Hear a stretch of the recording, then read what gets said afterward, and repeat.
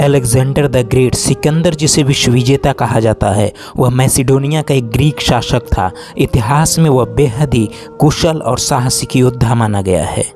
सिकंदर बचपन से ही विश्व विजेता बनने का सपना देख रहा था, जिसके लिए उसने सबसे पहले अपने आसपास के विरोधियों का कत्ल करवाना शुरू कर दिया था। कुछ समय के बाद सिकंदर को युद्ध में लगातार मिलती हुई विजय के कारण सिकंदर को अहंकार होने लगा था। सिकंदर अब एक अमर योद्धा हो जाना चाहता था। वो चाहता था कि मृत्यु उसे छू भी न सके। इसी बीच सिकंदर को पता चला कि भारत में कहीं अमृत मिलता है, जिसे पीकर वो अमर हो जाएगा। मृत्यु को भी हराने का दावा करने वाला सिकंदर अपने जीवन के अंतिम दिनों में मृत्यु से भयभीत हो गया था।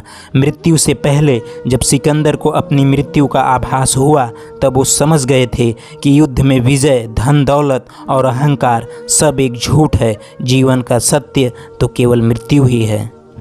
इसलिए सिकंदर ने दुनिया को संदेश देने के लिए अपनी 3 इच्छाएं जाहिर की और मरने से पहले अपने महामंत्री को बुलाकर ये आदेश दिया कि उनकी मृत्यु के पश्चात ये 3 इच्छाएं उनकी अवश्य पूरी की जानी चाहिए।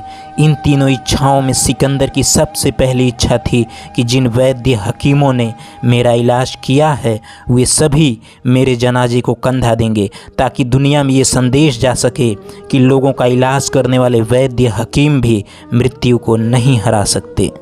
सिकंदर की दूसरी इच्छा थी कि उनकी अंतिम यात्रा में वो सारी दौलत बिछा दी जाए जो उसने जीवन भर इकट्ठा की थी, ताकि दुनिया को ये पता चल सके कि जब मृत्यु आती है तो ये धन दौलत भी मृत्यु से नहीं बचा सकती।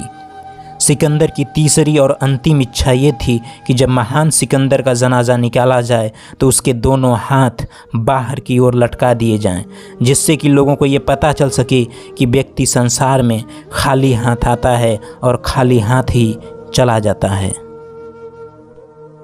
सिकंदर की ये तीनों इच्छाएं लोगों को बहुत कुछ सिखाती हैं।